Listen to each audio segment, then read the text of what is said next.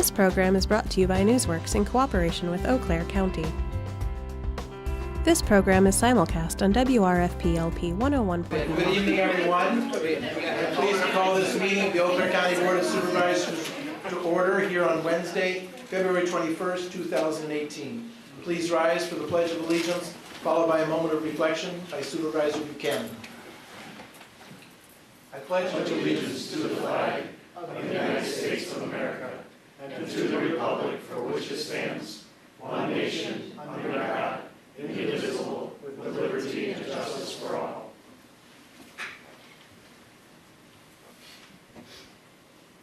I've really been struggling to decide what it is that I would want to say today. Every single thing that I have put to paper has frankly felt hollow.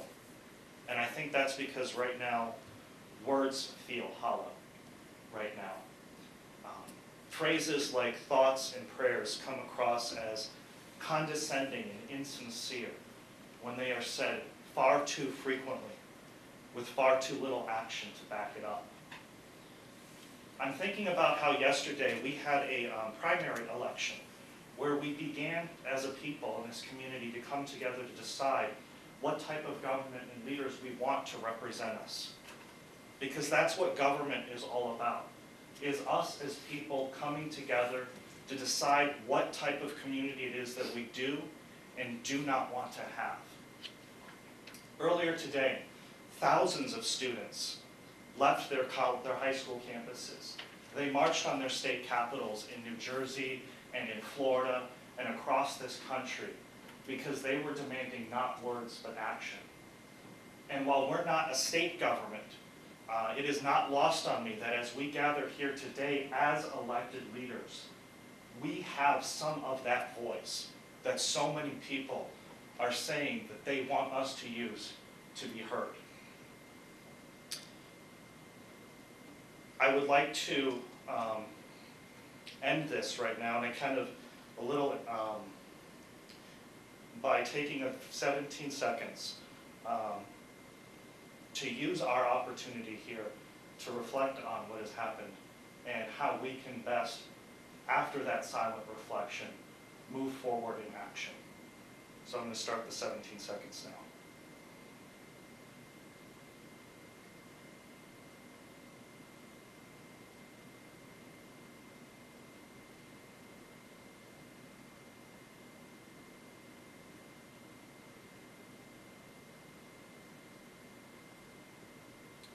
Thank you very much. Thank you, Supervisor Buchanan. Appreciate your thoughtful remarks. If supervisors would please take your keypad and indicate your presence here this evening. And we'll establish our quorum. I see 1, 2, 3, 4, 5, 6. We should have 23 present. We do, 23 present. We have a quorum. We'll move on to approval of the journal proceedings from January 16th. You'll find that on pages 4 and 5 of your meeting packet. Are there any suggested changes to the journal proceedings as drafted? I see none. I'd entertain a motion to approve the as drafted. Motion by Supervisor Mortimer, second by Supervisor Henning. Any discussion on that? Seeing none, all in favor of approving the journal proceedings as drafted, please say aye. Aye. Opposed, no. Motion carries. Moving on to our monthly report from our County Administrator, Kathleen Shaw. I jumped the gun. Public comment. Thank you, Jen. And we do have someone to speak. So Marlo, please come forward. So Marlo Orth, very active on Lake Eau Claire, and welcome. Sorry about that. Well, I took it upon myself that I thought it would be all the work that Greg Moore has put in and the dedication he has and the leadership he's exhibited. As a citizen of Eau Claire County, I want to come here and I want to thank you, Greg, publicly on behalf of all the citizens of Eau Claire County for all you have done and are doing. And I don't want to see you retire. I want you to move on to something even bigger. So that's my charge to you. But in addition, I'd like to recognize Kathy Clark, and I'm sure there's others on this county board that are retiring. But thank you for your service. And to all of the county board supervisors, thank you for your service. It's really, it's wonderful. And the relationship that I've had with this county and with everybody, it isn't just you people here. It's the people that you have, the staff that the county has. Whether you're talking about Rod Esslinger or you're talking about Greg Leonard and his people, Liz Fagan, Chad, Amanda, you can talk, Josh Peterson is back here. The relationship we have. Last Thursday, Josh and Jake went out with us to look at trying to find another place to put a sediment trap on Hay Creek. And the leadership that you have and just how they treat us is just, I can't say enough good things. I would be remiss if I didn't recognize Gary Gibson. Gary Gibson has attended every single Lake District Board meeting. He's got this there as a body. He's there. He's very active in helping us. So, again, I'm just saying thank you. But in addition to that, I want to tell you a little bit about something we're looking to the future. You know, we're in this thing to save Lake Eau Claire. That's what the Lake District is about and the Lake Association is about and the partnership that we have with the county.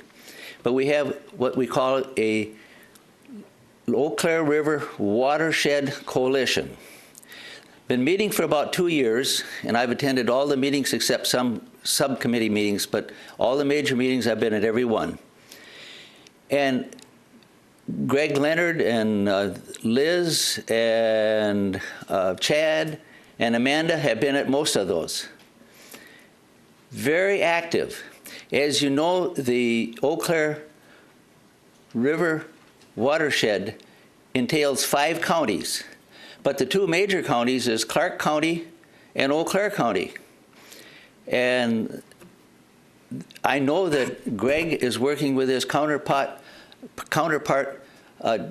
Jim Arch over in Clark County to develop some things together, and with the Eau Claire River Watershed Coalition, because it is 5 counties, we've got a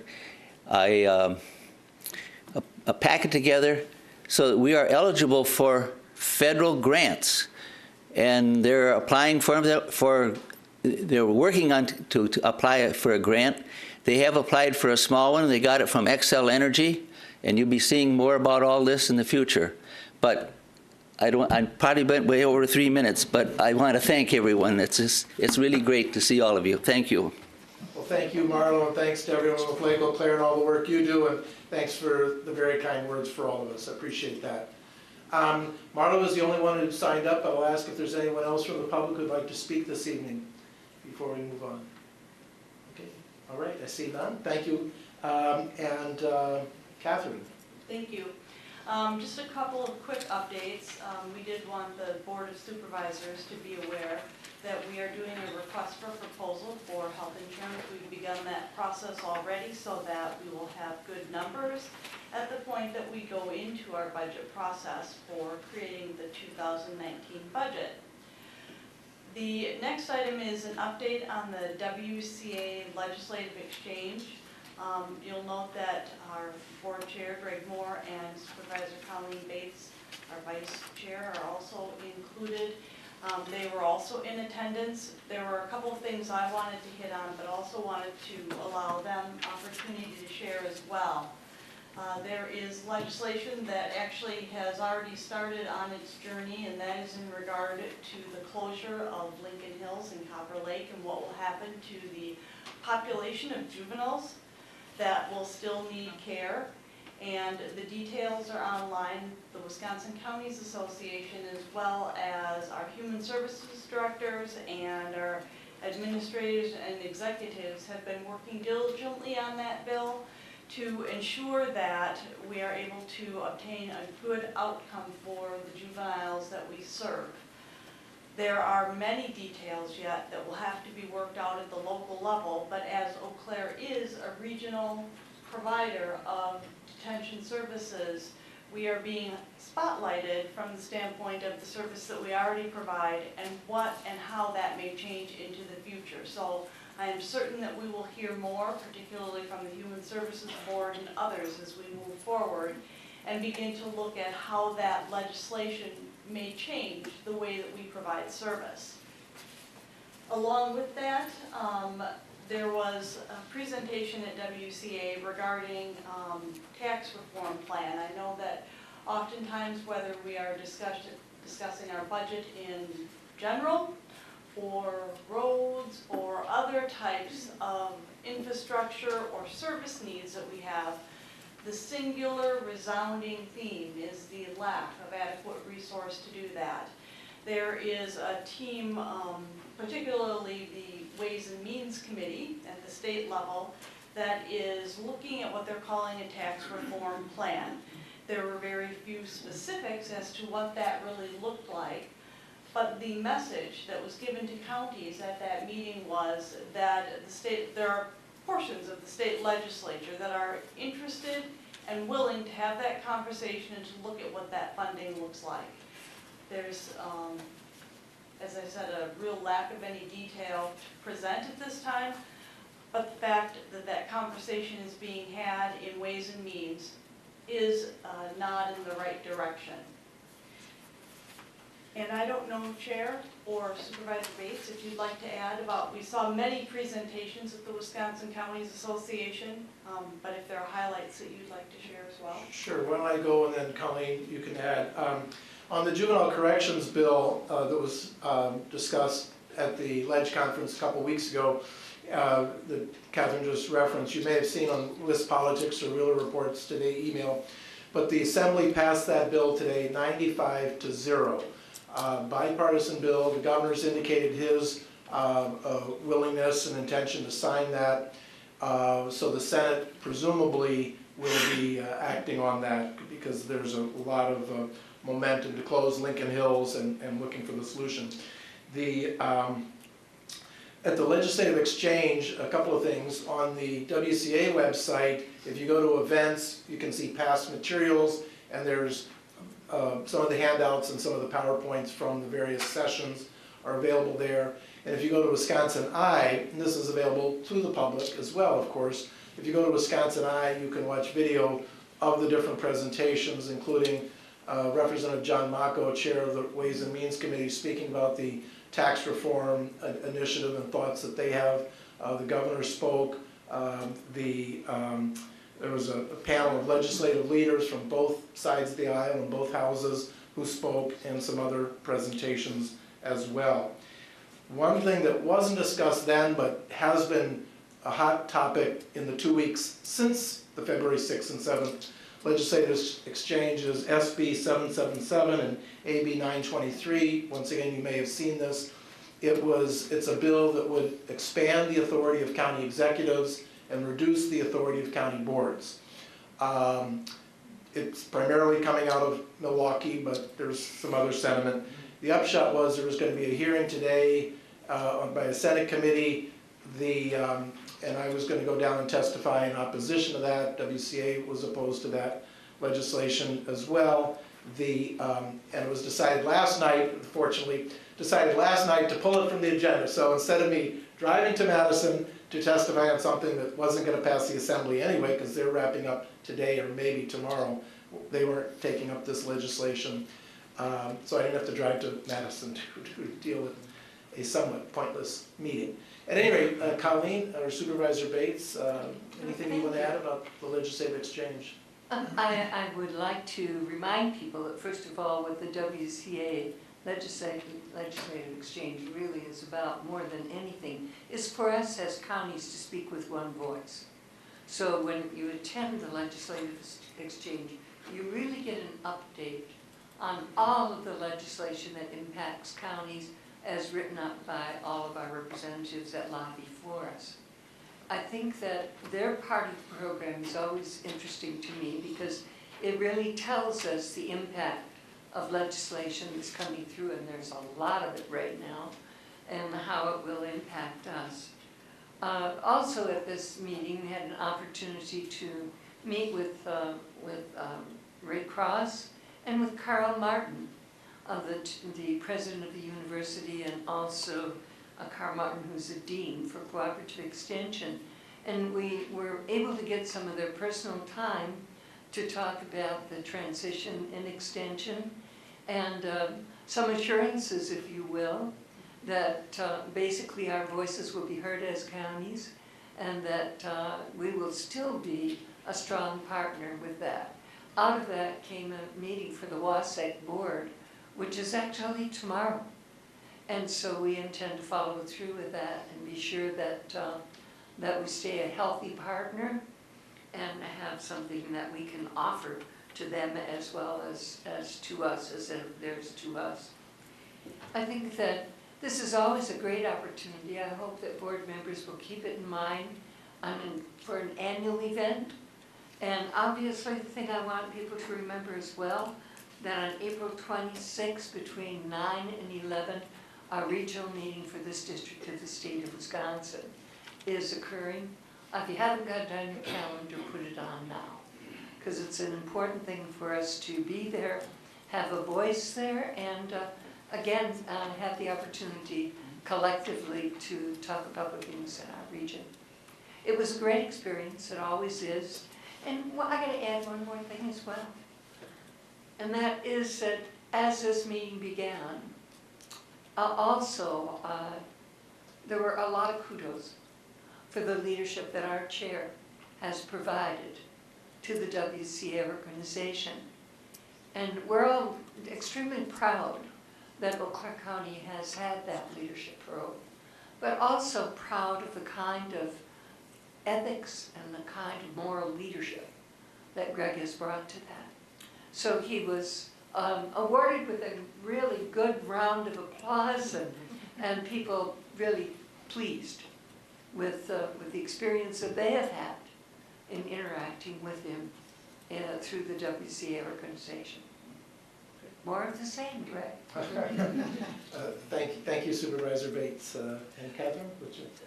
That's all for the WCA exchange, unless there are questions. The final item that I have is the strategic planning timeline. It is in your packet. The Committee on Administration and the Committee on Financing Budget joined together this year to talk about the overall strategic planning process. And one of the desires in the process is to make sure that our processes align well, so that as we're doing the strategic plan, the results of that fit into and help inform the budget process. By working with Eric Biltonen, Dr. Eric Biltonen, who is St. Croix Community Resource Development in UW Extension, we have put together a process, and that process is detailed in that timeline that we will undertake for our strategic planning. We began talking to department heads today so they can start doing some of the groundwork and prepare so that when we get to the table on May 1st and begin this discussion, you, as board members, have the materials in your hands to have good discussion and a positive outcome. So that is there for you to look at, gives you an idea of what the process will look like and the time over which we will be doing the work of creating the plan. The rest of the year will be implementation.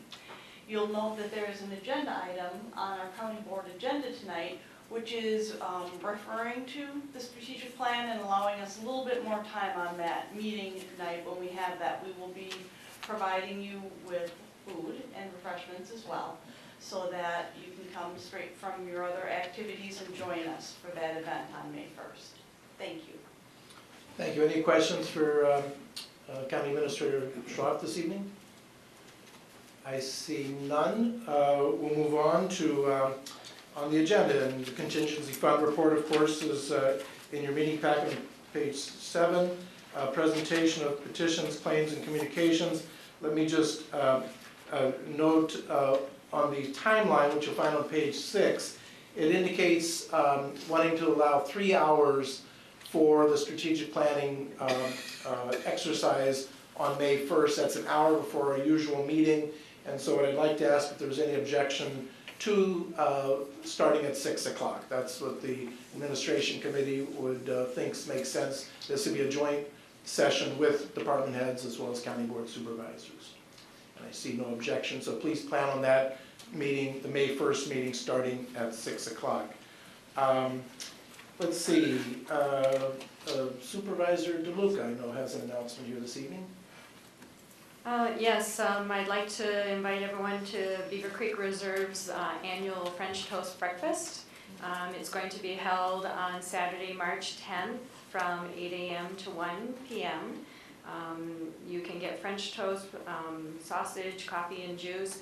Plus, the campus is open, allowing you to go around and see the programming. They have activities for kids. They'll show the maple syrup programming because they actually use the syrup they got last year on the French toast this year. So, and of course, you can always come to see me for tickets, or you can get them online. For me. Thank you very much, Supervisor DeLuca. Any other announcements this evening? I see none. We'll move on to communications, some written communications, status of the opioid litigation, and a couple of rezoning requests. With that, we'll move on to first reading of ordinances by committees, file 100. To amend section 18.20.010B of the code, general provisions. And we'll bring that back at our next meeting on March 6th, file 101. This ordinance makes changes to the Eau Claire County Code 12, Transportation and Public Works, per the strategic plan process. And once again, bring that back at our next meeting, file 104. To repeal and recreate section 3.20.005 of the code, salaries of elected officials, and amending section 3.20.010E of the code, benefits of elected officials. That will be on our March 6th agenda, file 106. To amend section 2.12.140B of the code, medical examiner system. Likewise, March 6th, file 110. To amend section 2.04.010A of the code, rule 1, meeting. And that will be at our next meeting, and finally, file 115. To re-letter section 10.81.030H and I of the code, restricted parking areas, and to create section 10.81.030H of the code, restricted parking areas. And likewise, that will be brought back at our next meeting on March 6th. Moving on to agenda item 10, reports from standing committees. We'll start with file 112. Reauthorization of self-insurance. May I have a motion, please? On a motion by Supervisor Gatlin with a second by Supervisor Conlon and an explanation by Supervisor Bates. Thank you, Mr. Chair. This particular resolution is in regard to our coverage, our self-insured coverage for workmen's compensation. Every 3 years, the Department of Workforce Development requires reauthorization of the county's intention to self-insure for workmen's compensation. And the last time that we did this was actually in 2015. We have had self-insurance since 1995, and it has worked very well for us. The conditions of this and actually updating it is that we must faithfully report all of our particular compensation history.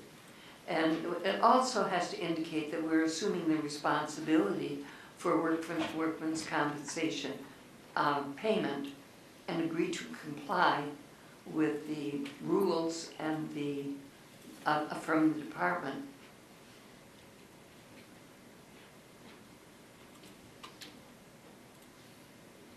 In checking with Frank Draxler, he indicated that this particular change in what we had been doing and now our self-insurance saves the county between $100,000 and $200,000 per year, and that's in comparison to purchasing insurance. The cost change has gone up over time, but it's been in regard to the fact that our healthcare costs have also gone up. So the budget is lower a little bit than the estimated level, but that has to do with those two elements. We also have purchased what they call increased increase the excess insurance costs. And that takes us to where there are excessive costs. I think it's over some $550,000 that this insurance then kicks in. So what is in our budget, or will be in our budget, will be $517,000, which includes 1/2 of the safety coordinator's position, salary and benefits, $39,000 for the excess insurance costs, and direct workman compensation expenses of $435,200. And then there's training money in there at about approximately $5,880. So that's what this does. And really and truly, Frank is recommending that we continue on the same path that we have been, and indicate to them that we wish to be still self-insured. Great, thank you for that explanation. Any questions or discussion on this motion? Any discussion or any concerns? I see none. It appears you're ready to vote, so please take your keypad and vote.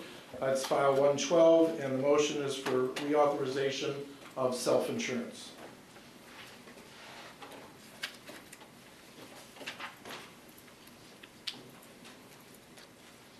And that motion carries unanimously. Moving on to file 113. Abolishing 2.73 FTE cooks, creating 1.0 cooks, FTE cooks, 1.38 FTE cook, and 1.73 FTE cook, and 1.5 delivery driver, creating 0.73 FTE cook with a contract approval. I have a motion by Supervisor Conlon, second by Supervisor Leary, and an explanation by Supervisor Clark. Thank you. This is a problem that's kind of a good problem to have.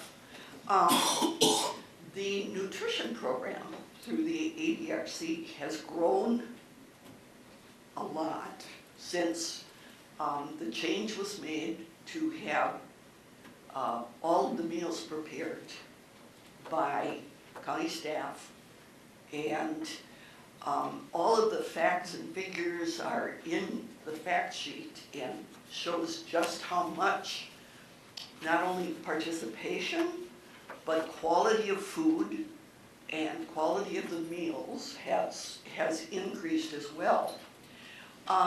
This will, of course, cost a little more, but there is no change to the budget. All of the money will come from the Older Americans Act, which currently funds the program, and the $28,000 in levy, which is listed, is something that we budgeted for a grant match, and that does not change. And so I urge your support of this. It's getting, it looks like future growth will be there as well as the news gets out about the quality of the meals, and I just hope that we can meet those challenges. So I urge your support. Thank you. And Supervisor Miller, Vice Chair of ADRC, wasn't able to be here today, but she asked that Supervisor Pagonis, who serves on the Older Americans Act Subcommittee, also speak to this, and then we'll open it up. Supervisor Pagonis. Thank you, Mr. Chair. Everything that Supervisor Clark said is correct. The $28,700 that you see in the fact sheet is what was budgeted for the nutrition program for the 2018 budget. And the popularity has been astounding. In 2017, in December 2017, new individuals requesting to receive Meals on Wheels broke a state high with 42 individuals or 48 individuals requesting to be receiving meals. There's been some questions about the number of people asking to receive meals and the number of meals that are served. people who receive Meals on Wheels do not necessarily get them every day. Sometimes a daughter or son might come in and cook for them, sometimes they might get 2 meals a week, sometimes some people get 5 meals a week. So it's not a one-to-one ratio. You won't see, because we have 130 new people receiving meals, that necessarily means 130 additional meals every day. In terms of the number of meals that have gone up, the planning is that there will be an additional 9,000 meals served in 2018 as compared to 2017. For quite a few years, the nutrition program has been declining. Fewer people have been signing up for it. One of the congregate meal sites that had been having a lot of meals, they closed because people like me, it just wasn't very good food, they weren't very interested. And so there were a lot of brainstorming sessions on how to improve nutrition, and there are still congregate meal sites at St. John's and congregate meal sites at the Augusta Senior Center. And the L.A. Phillips Senior Center has congregate meals twice a month, but we actually have a chef who comes to the Eau Claire kitchen and cooks for it.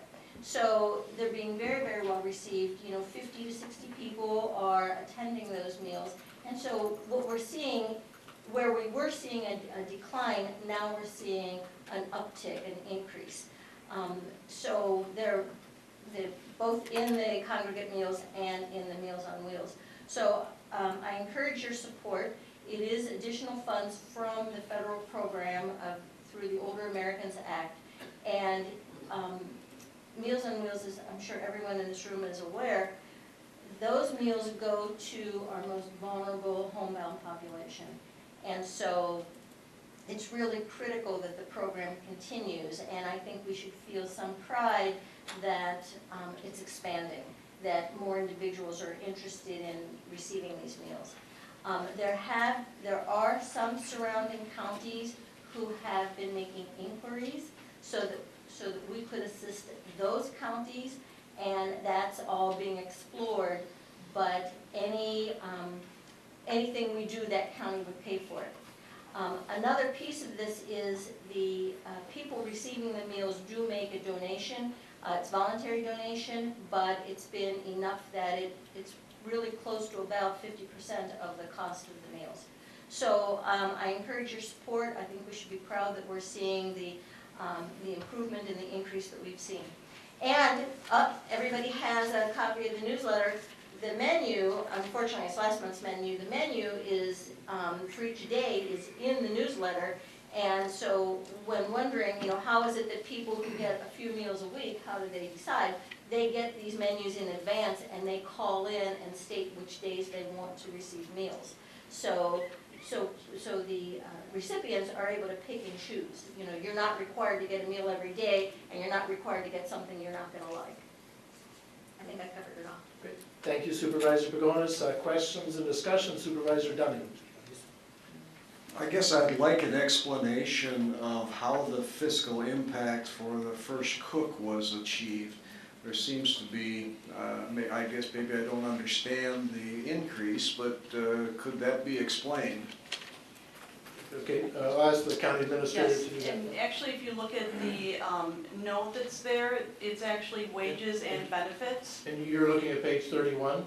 Yes, Okay. that's where I'm looking Yep. in the recommended solution. There are a number of cooks that have been brought on as project positions at this point due to the increased need, so we have project positions. This resolution will make those positions regular full-time positions. So we know that what that actual fiscal impact will be for each individual position, and so we put the specificity in there when we knew it. Does that mean that the .73 person was not getting any benefits? I don't know if it's not getting any benefits or if the benefit election was different. I'd have to look into the detail of each one, but each one of the fiscal impacts and net change shows exactly what just that net change would be. Because it just seemed that the fiscal impact at 32,000, if that's 0.27% of the increase, the salary initially is quite high. It's in the 80,000 bracket, and I don't know that we, but so if there was benefits, no benefits before, then I guess that would explain it. And actually, the ones that you see that have the one are where the net fiscal impact, it's only the net change there that you actually see. So what you're looking at is what the difference is by adding on the additional staffing. Okay. I think that, yeah. And sub one indicates that it's due to the difference in healthcare elections. Right. So if they weren't getting any benefits before, it makes sense. Yes. Supervisor Bates. Thank you. I would like to give just a little testimony. My older sister, who has birthday this Friday, will be 95 years old. She lives in her own apartment, but she has struggled in the last number of months to keep up with her cooking. And so she has gone to using Meals on Wheels and is absolutely pleased with the quality of the meals and feels as though they have made her life so much easier, and also have been the element that makes her feel secure in staying in her own place. So I think this is something that makes a huge difference to folks that want to remain independent for absolutely as long as they possibly can. And isn't that all of us? Thank you. Thank you. Supervisor Buchanan.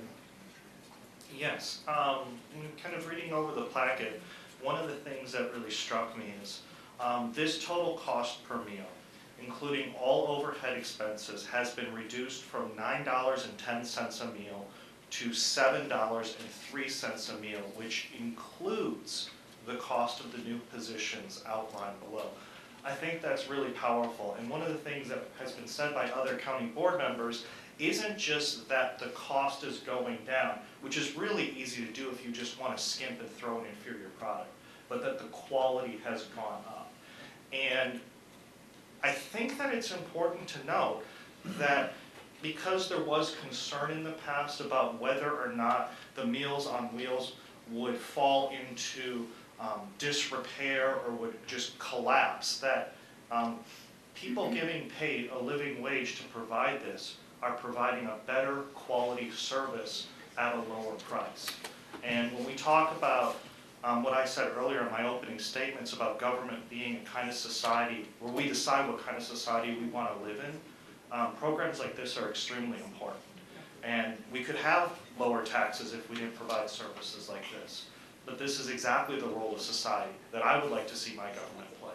And so I just wanted to highlight that we're getting a better quality product out to people at a lower price when the people who are providing that service are getting paid a living wage.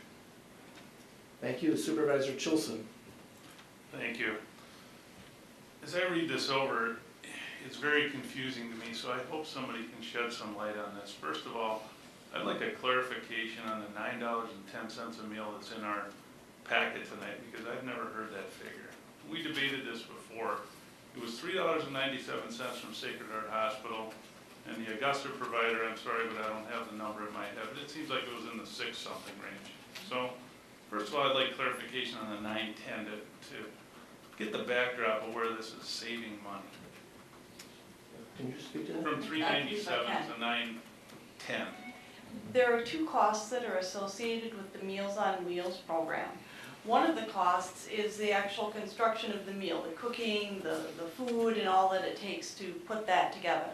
The other piece of it is all of the administration of the program that occurs, and those two costs need to be combined in order to get the full amount. And so when you're looking at the numbers that you see here, the $9.10 per meal takes into consideration all of the overhead and other costs required to run the program. And so it's the overhead and meal preparation costs combined that you see, where you see the savings from the $9.10 to the $7.03. And so when we're doing the request for proposals for that and we look at what the vendor is proposing, we have to take that number and then add that overhead cost to it. And so that is added to it for cost comparison purposes. And so I don't think it's spelled out on this fact sheet, but I can get that to you, it was all broken down in the original fact sheet that was sent to the board when the decision to operate a kitchen in Fall Creek was made, and I can resend that to you. Then I'm gonna follow up with my second question. I pulled out my notes from when we originally discussed this and when it was presented to us. My notes I wrote down that night, on the low side, we had projected a cost of $6.25 a meal, and on the high side, $7.52. Now I'm looking at those figures, and what we're being presented tonight is that we're reducing the cost with the additional costs that are going to be incurred to $7.03 a meal. I'm going to take Supervisor Pagonis's number and say that we're going to increase the meals by 9,000 meals this year. We previously served 78,000 meals. We're going to add 9,000 meals, so we're going to serve 87,000 meals. When I divide that into 140,000, that's $1. Got different notes here, excuse me for a minute. Just a point. No, I'll finish. Well, That's $1.61 increase. So if we take the 703 that we're being presented tonight and subtract $1.61, that puts us into the $5.42 range, which is lower than what we were presented. So I'm not sure how we can have an increase in cost with the numbers we were presented with. A decrease is what you're presenting to us tonight, when we have these additional costs factored into it. I'd like somebody to explain that. The numbers just don't make sense to me. Supervisor Pagonis, can you? Well, I can try. I'm not sure I totally understand the question. So in 2017, there were 65,834 meals on wheels served. That doesn't include the congregate meals. And they're estimating for 2018 to be 74,956. Again, that does not include congregate meals.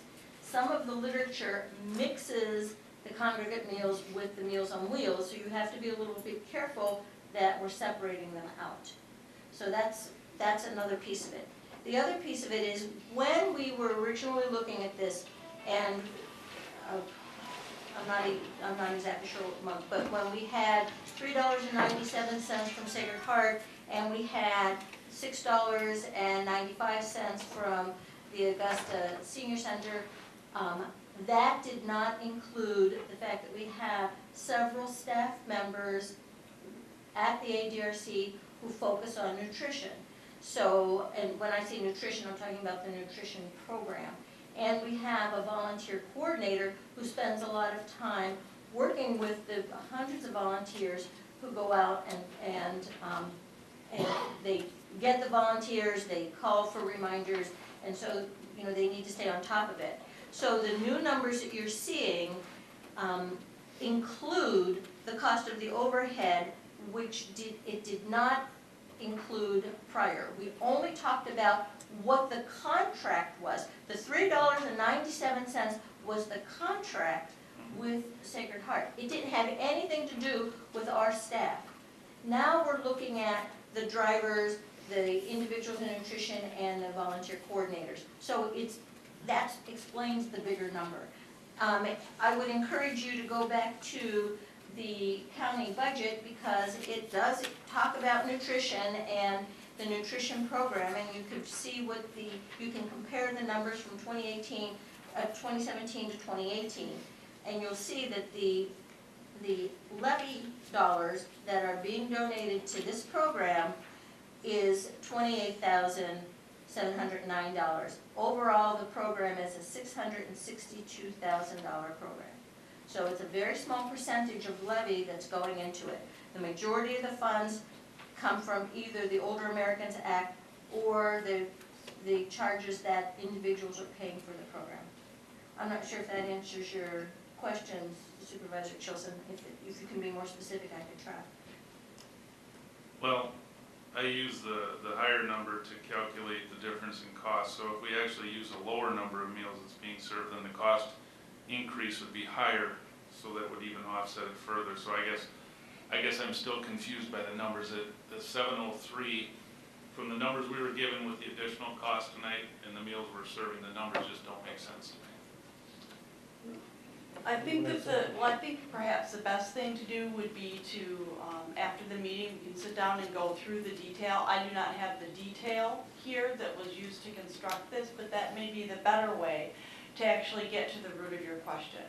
Because just from the dialogue back and forth, I'm not able to follow where the numbers are coming from, so I think that it would be best if we sat down and went through that in detail. And I'd be happy to do that. Supervisor Wardenberg. Thank you, Chairman Moore. Just to point out that the participant contributions have been going up according to the ADRC director, which is a really good indicator. A lot more engagement, a lot more support of the folks that receive the Meals on Wheels and contributing more. And that's a good indicator too to help in long-term sustainability of the program. Right now the program is strong, but it's becoming very popular. We have more people, so we need more staff. Just in the interim right now, we need more staffing, and I urge support just to keep the program going without waiting lists. Also, just to point out too that the fund balance, the emergency fund, about 50,000 set aside, has not been used. It's still there. It remains strong also. And just with these indicators, I think just increasing the staffing just to continue the strength of the program going forward, and the ADRC and the folks in the Meals program are watching the sustainability figures very carefully. Well, thank you, Supervisor Conlon. Yeah, I think part of the issue is that, not an issue, but maybe the explanation is that the cost per meal includes some fixed costs and some variable costs. The fixed costs are the rent on the facility. That doesn't change. So the more meals you can produce with the same facility, that decreases the amount of fixed cost per meal that's allocated to each meal, which lowers the meal, which is why we're seeing basically a volume discount. The one thing I'd like to point out is we were really, really lucky, because if we did not find this facility with a kitchen that was adequate to our needs, we wouldn't have a Meals on Wheels program, period, as a result of the living wage ordinance. We got lucky. If we had to build a facility, we would not be able to meet these numbers. So we got to give thanks to our ADRC for finding this facility and helping the elderly. I give them kudos. They did a great job. But we got lucky. Thank you, Supervisor DeLuca. Thank you. If in the packet it mentions that there might be a neighboring county interested in joining the program, and there is an extra cook on the list that would then possibly be added.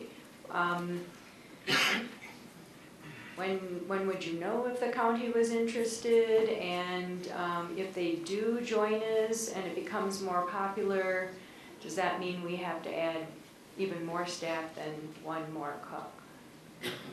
I think the initial thought is that if there is a desire to have that addition brought on, or to have the meals provided, that we would only need one additional cook. I think that from a realistic standpoint, and I think that a number of our supervisors have indicated this tonight, that the Aging and Disability Resource Committee and its subcommittee are very carefully tracking exactly what the costs are and what the implications are. I think that the idea would be that if we can share this service and provide more meals to more individuals, even if they cross some of those geographic boundaries, it makes sense, so long as we do not have a burden to the Eau Claire County taxpayer. And I think that our committee would continue with that work. So would this county then also provide some funding if they join the program to support staff? Well, we would actually be charged on the contract for service. So we would contract with them, we provide the service on their behalf, Okay. and that price point would be decided based on what it costs to run the program. All right, thank you. Supervisor Anton. Yes, thank you. A comment on the meeting that we had as an ADRC board. There was unanimous support for this activity. Last week, as chair of the Planning Commission in Augusta, we heard from Ronnie Williams, who bought the old nursing home, and he's going to do several things with it, an office, some apartments, daycare. And he also is contemplating providing meals. He has written a letter to Jennifer as of the 26th of January, and he said he has a very serious interest in providing meals because he recognizes that perhaps the Fall Creek facility will not be available after 3 years. I know that they were given an offer, I believe, came through last week regarding purchase of that facility. So it appears that we might have an opportunity to go elsewhere. There might also be some other places, maybe because the nursing home wants to get back into business, maybe some other places as well. But I think we should be looking forward to that, which is something we'll do as an ADRC board.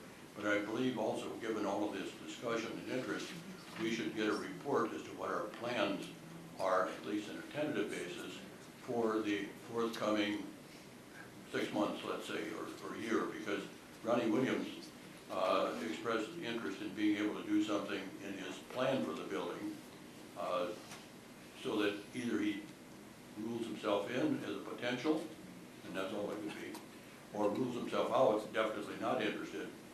And right now he said he thinks he can provide that at a lesser cost than we're paying at Fall Creek. So that's future that needs to be considered as I see it, and I'll bring it up to our ADRC board, but I believe we should be kept abreast of this because it's certainly unfolding as we speak, and we're definitely in a position where we're likely to have to do something 3 years from now, and we should be prepared. Thank you. Supervisor Pagonis. Oh, I was going to answer something, but I think that Michelle answered it for me. And I don't remember what the question was, and Supervisor Stoners is distracting me, so. Well, then I'll turn your mic off and we'll move on to Supervisor Leary. Thank you, Mr. Chair. I just wanted to point out that I had been reading some of the background material on this, and about 40% of the food is coming from the Feed My People food bank, which I'm sure considerably lowers the cost. So it's a collaboration and coalition of people putting this together that I think has made a real cost saving. So I just thought we should consider that. Thank you. I see no one else who's asking to speak. Is there any other discussion or questions? Sorry, Supervisor Cronk. I just wanted to say too,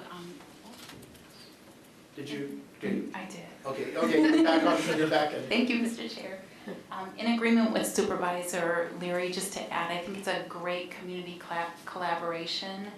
And I think the board, the ADRC has really been keeping us abreast on changes that could happen or things that may occur. Obviously the growth, like everybody has kind of pointed out, the growth of the program is amazing, and not just, you know, the quality of the food, which is huge, but also the health, keeping the people that are most vulnerable healthy.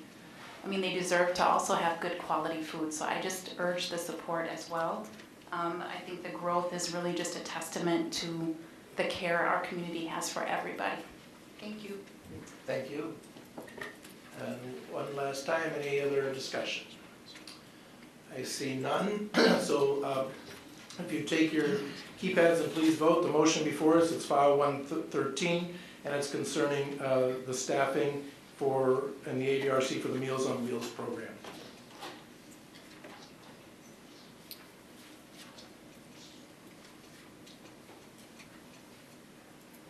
And that motion is adopted unanimously. Moving on to file 109. Supporting proposed legislation AB 475 and SB 386, changing lighting requirements for animal-drawn vehicles operated on highways. May I have a motion, please? Motion by Supervisor Henning with a second by Supervisor Mortimer and an explanation by Supervisor Henning. I'm going to defer this to our Highway Commissioner, John Johnson, and Supervisor Mortimer. They've been working timelessly on this, and so that they have their reports all ready for you. Great, thank you very much. Any objection to Highway Commissioner Johnson speaking to this? I see no objection. Welcome, John, and then we'll start with you, and then we'll go to Supervisor Mortimer. Thank you, Mr. Chairman. Good evening. Before you is a resolution of support, which basically modernizes an older statute for animal-drawn vehicles on the public highways. So under current law, there's one requirement for a front light, white light, visible at 500 feet, and 2 red lights from 500 feet on the rear. Those can be lantern or candle lit under current statutes. So what we're looking at doing is updating that legislation, the law legislatively, to have modernized lights, and then also add strobes to the rear. And not only during hours of darkness, which is currently the law, but during inclement weather as well. So it's just updating the lighting requirements, and it is a current issue locally. We have our plow drivers that during the night or even early morning, where the only way they can tell if someone's ahead of them is to see the tracks in the snow sometimes, because they can't see the vehicles. Reflective tape helps, but there's a lot of cases where we're slamming on the brakes to make sure we don't hit some animal-drawn vehicles on the county roads. So. Great. Thank you, and Supervisor Mortimer. Thank you, Chair. Just to point out, back on mid-December, I think it was about December 14th, on Highway 12, we probably saw in the newspaper, on the news, a truck and buggy accident. The buggy was completely demolished. And then just early January in Osseo, there was a fatality with a deadly crash, a buggy and a semi-truck. These happen about 30 times a year. And it's been increasing over the years. In 2016, there were 2 fatalities in the state. The amber lights that our highway commissioner mentioned really cue drivers in to the fact that there's a slow-moving vehicle ahead. And when that's on the back of a buggy that might be going 5-10 miles per hour, and if I'm going 55 or 60 or speeding, it really does help indicate that there's a slow-moving vehicle, not just red lights and what do they mean, and coming up quickly. It's very helpful also to kind of get our state laws in line with Pennsylvania and Indiana, which have higher populations of Amish communities. That's a similar state legislation that they have. So I just encourage support, urge support of this resolution, supporting these state AB 475, which was already passed, and SB 386, which needs to get out of committee and get to a vote, and then we have this new law. Thank you very much. Any questions or discussion on this motion? Supervisor Anton. The Amish that we're referring to live in District 5, so as constituents, I stopped by to talk with the chief elder of this group 3 or 4 times, most recently today. He met with the elders, and my concern was that they at least know what is coming down the pike, and that they would either be in support or rise up, and we have the kinds of problems on occasion that have occurred in the past. They are in support, but not entirely, because I guess you can't quite get that with any group. The position is this, because there are a lot of the accidents occur during the day, some of them would be in support of requiring all-day lights, including flashing lights like the type we see on top of school buses, and they would be in support of more tape around the buggies and whatever other vehicles they use. So if we wanted to pursue this further, because it matters to us that we don't injure or kill somebody, and just as it does to them not to be injured or killed, I think there's support there, but we would want to at least try to keep them apprised so that they don't feel like we're throwing something over the fence in their direction. And they'd be happy to come here and speak to the matter if we would like. Thank you. Any Supervisor Mortimer? Just a comment, in addition, there's been some good widespread support among other districts and even the state leader that represents the Amish to the National Committee. There's been a lot of support for this just because it has been the best practice in Pennsylvania and Indiana. So a lot of Amish bishops supported. And it also brings, they realize too that it brings a lot of safety to the road for drivers of autos as well as their families. So again, I urge support and wanted to also mention that it is bipartisan legislation, and several representatives have also reached out to local Amish districts, speaking to groups and church leaders, and kind of educating them and getting their feedback as these bills were formulated and written. So there was a lot of, throughout the process, some good input from different areas of Amish community in Wisconsin. Thank you. Anything else before we vote? I see no request to speak, so if you take your keypad, please. The motion before us is File 109, supporting proposed legislation AB 475 and SB 386 concerning lighting requirements for animal-drawn vehicles. That motion's adopted unanimously. Moving on to File 86. Ratifying a land use agreement and permit with the Eau Claire National Rifle Club for the operation of the Eau Claire Rifle Range, authorizing the county administrator to execute the agreement. May I have a motion, please? Motion by Supervisor Stelgis, second by Supervisor Gibson, and an explanation by Supervisor Lavelle. Thank you, Chairman Moore. It used to be, we used to have to do this agreement every 5 years, but since the Rifle Club wants to go to a 20-year agreement, because in order to get funding to do upgrades, they need to have more than a 5 year, so they look for a 20-year. To give you a little history of the Rifle Club, they were shooting out there in the 1930s, and after World War II, that's when the club really was formed. But I know that being a member of the Reserve, Army Reserve, we used to go out there and fire for our once-a-year firing, and it's used by the National Guard, it's used by the police, it's used by the State Patrol, it's used by the FBI, it's used by everybody.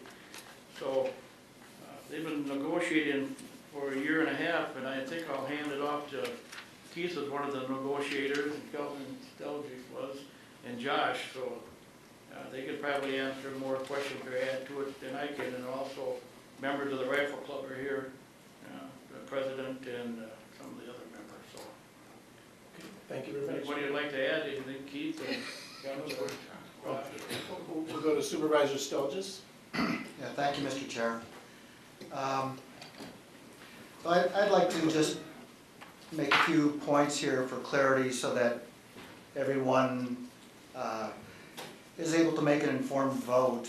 As the fact sheet mentions, we've had an ongoing dialogue with the Rifle Club for probably 1.5 years, and I've certainly learned a lot in that period of time that I wanted to share. First of all, I want to make sure that there's no confusion as to the organization with whom we're dealing here. This is the local National Rifle Club. It is not the Eau Claire Rod and Gun Club. Both of those organizations are in the town of Seymour. They're within 2 miles of one another. The Eau Claire Rod and Gun Club is a private organization with about 2,000 members. This is a private organization, but they mostly lease the land and have about 100 members. So this is not the big Eau Claire Rod and Gun Club with whom we're dealing with. Secondly, the name perhaps is a little bit misleading. It's called the National Rifle Club. It is not a chapter or in any way directly affiliated with the National Rifle Association. They do not require membership of the National Rifle Association to be a member of their club, nor do they discriminate against people who are. And so just to make sure that that's who we're dealing with here. As Supervisor Lavelle said, they've been operating this way for nigh on 75 years. So when we embarked on this lease, I have to say it's a lot more sophisticated than what previous leases have been. And I think we really took, from a county standpoint, took three major tacks. One was to protect the county's interests. The second was to make sure that we had a safe shooting environment. And the third was to make sure that we had safe and responsible shooters out there. So to the degree that we wanted to protect the county's interests, I think a couple new things in this lease that were not previously present was that there is now stipulations for environmental responsibility as far as lead cleanup and lead migration. Also the disposal of hazardous materials that are used for the backstops there. And the Rifle Club has agreed to take on those responsibilities. And they've also provided more in-depth financial visibility into their organization, because over some of the years, the viability of the club was actually, I think, in question. And so the county at times did not have much visibility into whether that lease would be honored well. So I think we now have established terms of good detailed reports, so we'll know how the club is doing. Regarding the safe environment, we've actually expanded the area that the Rifle Club leases. Previous leases were basically the shooting lanes. We have now expanded that area and specified the borders of the property that they're leasing so that it provides a bigger buffer, and it will allow more adequate signage around the perimeter of the range. For those of you who have skied or hiked or whatever in Tower Ridge, you will know that you'll see signs there that says that you're approaching the shooting range. I think it's pretty well marked. And by the way, this does border the Tower Ridge recreational area. So that's what we've done to, oh, and of course the major projects that you see is one of the addendums of the lease here, and the reason for the longer term lease is to also improve the safety of the shooting range, to improve the backstop, to prevent any stray bullets, to try to do some scientific study on sound mitigation, and then do whatever we can to contain that. And so that's part of the things that we want to do to help make the range safer, and that drives the need for exterior outside funding. This organization does not have deep pockets, so that they will certainly be dependent upon grants from, as it's mentioned in the fact sheet, one source might be the National Rifle Association. Another source could certainly be the Wisconsin Department of Natural Resources, and there may be others as well. And then lastly, as far as safe shooters, that largely falls on the shoulders of the club. The club, when club members can shoot most any time they want during shooting hours out there and during the listed hours. When public attends, then they will always be under the supervision of club members. And the club does have a manual that says how they deal with people who might be considered unsafe. So basically we are relying on the supervision of the club to make sure that we have safe and responsible shooters. But as far as I know, over the long tenure of their lease out there, there has never been an incident. So I think we have good reason to believe that they will uphold that. So that's what I wanted to add, and if there's any other questions, I'd be happy to try to answer them as well. Thank you very much. Let me just look to Keith if there's anything you want to add, Keith. Okay. Okay. We'll open it up, and we'll start with Supervisor Pagonis. Thank you, Mr. Chair. I'm supporting this. I think it's really important that we have something like this in place. Some numbers of years ago, and Supervisor Lavelle would probably remember this better than I would, there was a lot of discussion and presentations regarding a shooting range in Fall Creek. And so Steve Gibbs, who's now the Honorable Judge Gibbs, and I made joint presentations, and I just remember Steve saying, this is about the only thing that Stella and I ever agreed on, that we needed a shooting range that was safe, that made sense, that was monitored. And that's exactly how I feel about this. Some of the provisions that are in this lease really make a lot of sense, and that we need safe, responsible shooters who can be in a safe place and it's safety for the community, it's safety for the sportsmen themselves. So I'm very supportive of this. I'm happy to see that this is, has come forth. And it makes sense to me that it needs to be longer term because projects take a long time and getting funding takes a long time. And so I can anticipate that the sportsmen are interested in making certain improvements, and I applaud them for that. And so I think that this makes a lot of sense, and I'm supporting it. Thank you. Supervisor Leary. Thank you, Mr. Chair. I just have more of a housekeeping question. I noted on page 51, they referred to phase 2 of getting a 25-year lease, but this is for a 20-year lease, so was that just something that was negotiated for 20 years, or is that something they're, why the contradiction?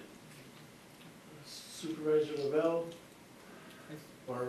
I think there's an extension. Okay, I'm sorry, let me get your mic there. Okay. With a subsequent extension available. I think that was how it was done. Thank you. Supervisor DeLuca. Thank you. I guess I have a question. They're talking about doing a sound abatement study in June of 2018. And I guess I noticed that the county removed trees in that area. And in their plan that they actually have already planted more trees back in that area. I was just kind of wondering, were the trees diseased or something like that, that we removed the trees? Why would we take trees away from an area that would need sound abatement, and now they have to put trees back? Is there anyone who, Supervisor Stelgis? We'll go there and I'll come over to you, Pat. Oh, do you want to answer that? Go ahead. I think they did have some oak growth out there, but they were mature trees to harvest them anyway, so that's one of the reasons I believe. Yeah, I think in hindsight, that probably wasn't one of the best decisions that we made. That was done a number of years ago. It was part of the normal rotation of timber harvest, and I think at the time, nobody really thought about the fact that it provided some level of sound abatement. That's my opinion. Thank you. Supervisor Dunning. I guess I have a question about this as far as use is concerned. Will rifles such as the AR-15 and similar versions and versions of to come, will they be allowed to be shot out there? Keith, can you add to that? Glass Corporation Council answer, or Supervisor Lavelle. Well, yeah. I can probably answer. The military has M16s, they don't use the AR-15s, and I think your law enforcement uses M16s out there too. So I'm sure, I know they're probably using them. As far as the public, I don't know what they use out there. One of the things I forgot to mention is that it's not no handguns, it's all rifle out there too, so point of information. But as far as AR-15 shooting out there, I can't answer that. I know that the military now uses M16s. So.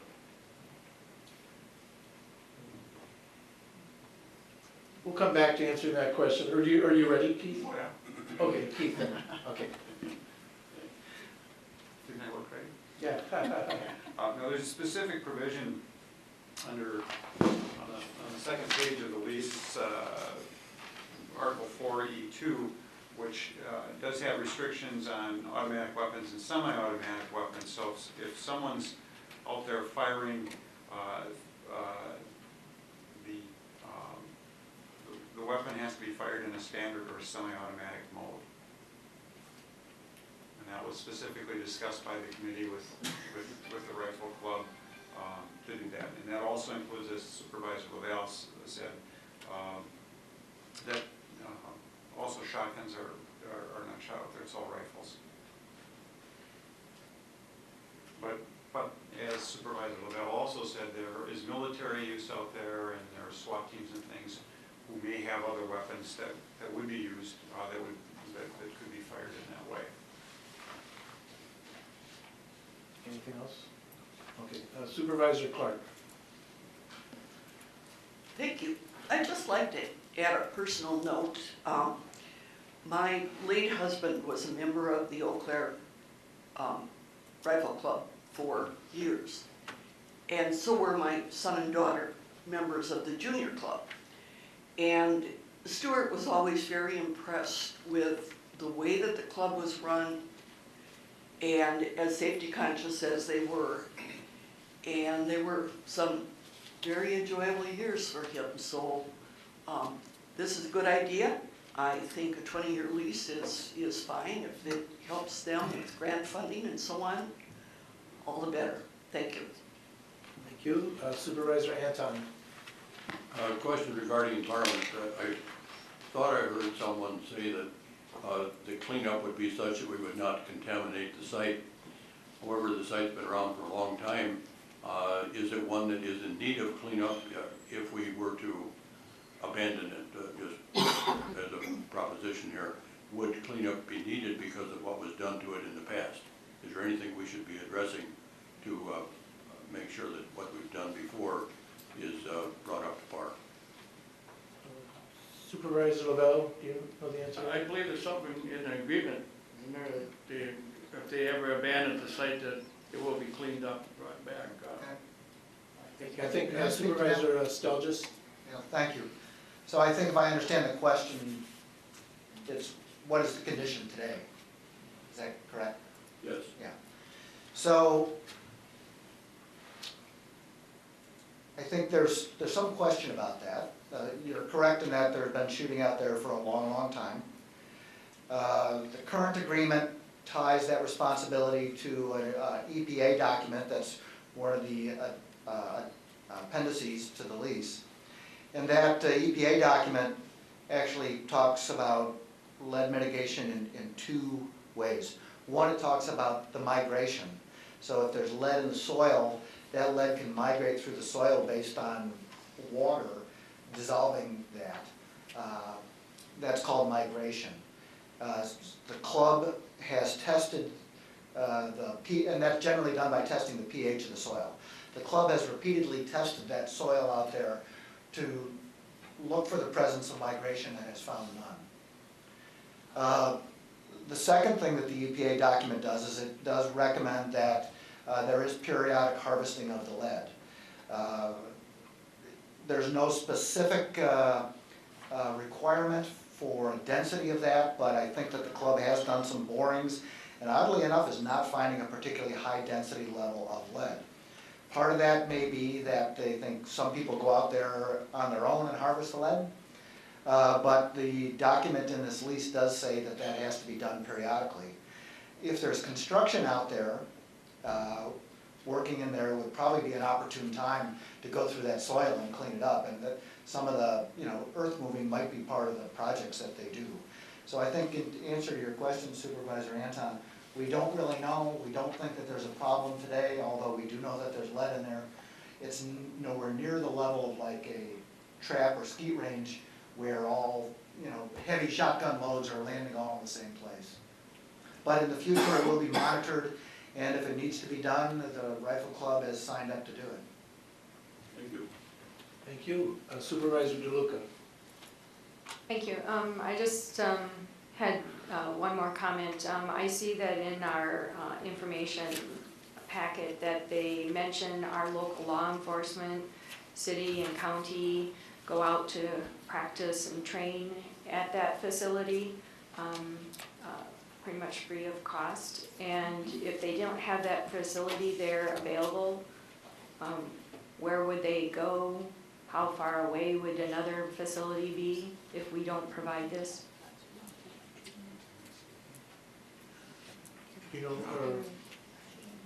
I can do my best to try to answer that. Josh Peterson's here too. Oh, okay. Kind of looking around, Bill, but why don't you go for it? Okay. So the local law enforcement has their own range in Fall Creek. The maximum distance of that is 100 yards. So this particular range that we're talking about in the town of Seymour goes out to 600 yards. So they only use that when they want to do practice at those longer distances. If they wanted to practice at a longer distance, they would have to travel. There are some other ranges within the state, but from what I understand, it's a significant distance to go find a 600-yard range. up to 100 yards, they've got their own, that the county owns. Right, thank you. Thank you. Supervisor Dunning. In regards to Supervisor Anton's talk about the contamination, is there any security bonding required for in case the lease does run out and there is contamination there, that the county doesn't get hung up with having to clean it up? Is there security bonded in force? Looking to Corporation Counsel on that.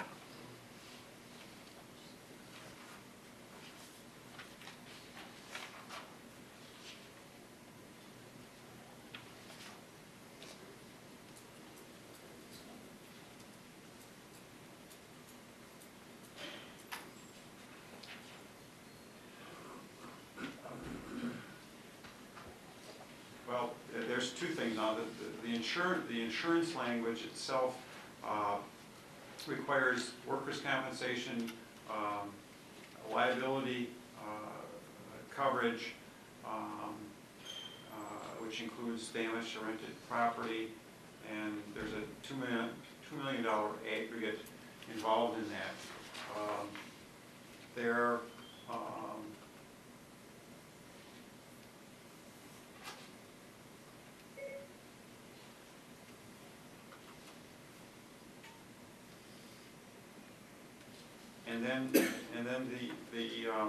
And there may be one other requirement in here, but there's also provision in the lease regarding the condition of the property upon expiration of the lease or termination of the lease, and that does require that the EPA regulations, best management practices have to be followed at that time. There is not a specific bond provision in the lease. Is that something that should be considered? Based on the discussions that we had, I don't know if that was specifically raised or if it was thought that was necessary.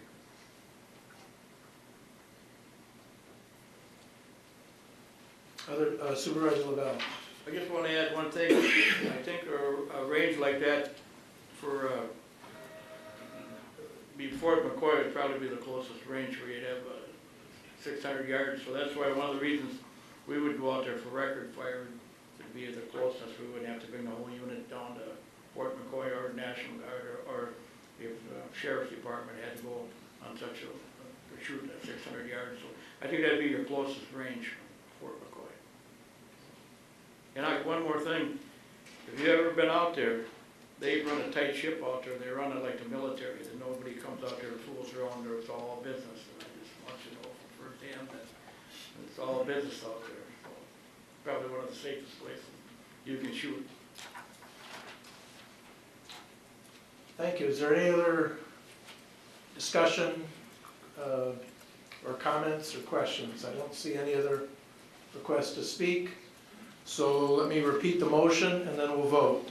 It's file 86, and it's ratifying a land use agreement and permit with the Eau Claire National Rifle Club for operation of the Eau Claire County Rifle Range and authorizing the county administrator to execute the agreement. So if you please take your keypads and vote now on that motion.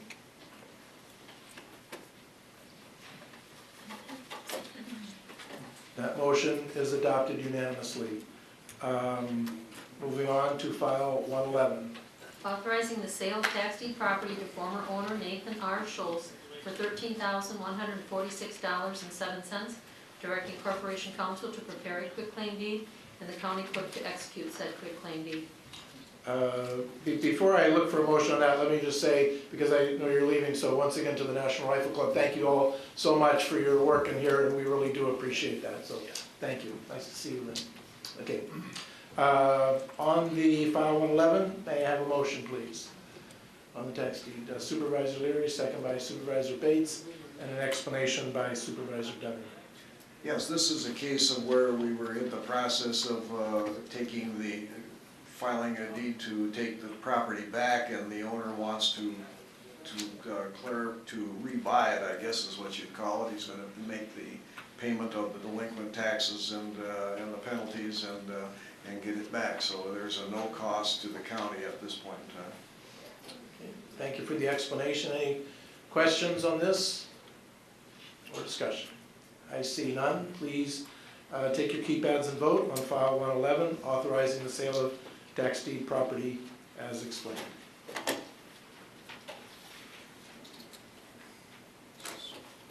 And Supervisor Buchanan, if you do that one more time, thank you so much. And that's adopted unanimously. File 114. Authorizing payment of vouchers over $10,000 issued during the month of January 2018. Once again, may I have a motion, please? Motion by Supervisor Lavelle, second by Supervisor Bates. You'll find out on pages 56 and 57. Any questions on vouchers this month? Supervisor Lavelle. I got one question, Chairman Moore, that let the people know I do read these. I was gonna ask Supervisor Olson, but he's not here, but I looked on line 25, 10-unit T hangar construction for $43,500. That's a pretty good deal for $45,000. What's a T hangar? I believe it would be the airport. Do you know about that? It is the airport, and I do not know if that is the total cost or just a progress payment. So I can find more detail out for you and get that for you. Yeah, it seemed awful, 43,000, you can't do a lot with that, so, thank you. Thank you. Supervisor Chronic. Thank you. Could I get an explanation on lines 45 and 65? Okay, 45 is on page 56 and 65 is on page 57. Line 45 is NeoGov. That is the software package that we use for employee performance evaluations. And so we have a yearly fee associated with that. That's for all of the performance evaluations that are done in the county. And line number 65 is M3. That is our third-party insurance consultant. They work with us they'll actually be helping to craft the request for proposal for insurance services. They also provide a number of other services for us as it pertains to benefits management. Is that a monthly fee? Yes, I see a January consulting. I believe that we have, it's broken down by a monthly cost. Now, whether or not there are additional costs or if that is a regular ongoing monthly fee, I will have to check for you. My concern is that we got Draxler doing insurance things and then there was a person that was hired to handle employee benefits some time ago at about $90,000 a year. Are they still involved with insurance? Through the resolution that was passed by the county board last year, there was a separation that was made between benefits administration and payroll administration, and I believe that's the position that you're speaking of. And so we do have a benefits administrator, we also have a payroll administrator. And each of those responsibilities are different from one another and complementary. That does not exclude the work it does exclude the work that Frank Draxler provides for the county on behalf of the insurances that he oversees. He still works in part with some of the health insurance because we have a team of people that are working on them. But Frank and his team work on our risk and liability, workers' comp, so a number of other different programs that are needed to run an operation of this size. Supervisor Chilson. Oh, thank you. My question's already been answered. Okay. Anything else before we vote on the vouchers? Any other questions? I see none, so please vote on file 114, authorizing payment of vouchers over $10,000 issued during the month of January.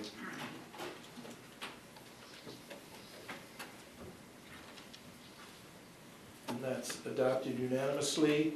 And our last item of business this evening, file 116. Financial policy for carry forwards. May I have a motion on this, please? Motion by Supervisor Conlon, second by Supervisor Smyer, and an explanation by Supervisor Dunning. If you're looking at the fact sheet that's included in there, you see that the finance department over the past year has been reviewing all of the processes, procedures that involve the movement of money within the county. And as we've been going through this, they have been bringing up certain portions of it, and the first one that we've got here is now the carry forward part tonight. And that is a process that how we would carry dollars from one year's budget into the next year's budget and what controls it. There's some background on all that. That's in there, the definition of what a carry forward is, and as we go along, we will be bringing more and more of these policy changes that will be guiding how we do this, and eventually, as is needed, we will be changing the code to match that. So, unless there's other questions. Thank you for the explanation. Any questions for Supervisor Dunning, or any comments concerning this motion? I see none. It appears you're ready to vote, so please do so. The motion is concerning file 116. The motion is to approve the financial policy concerning carry forwards.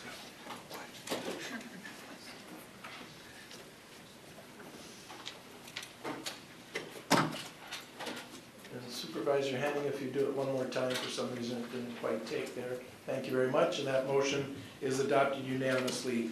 We are at the end of our agenda. Thank you, everyone. Meeting is adjourned.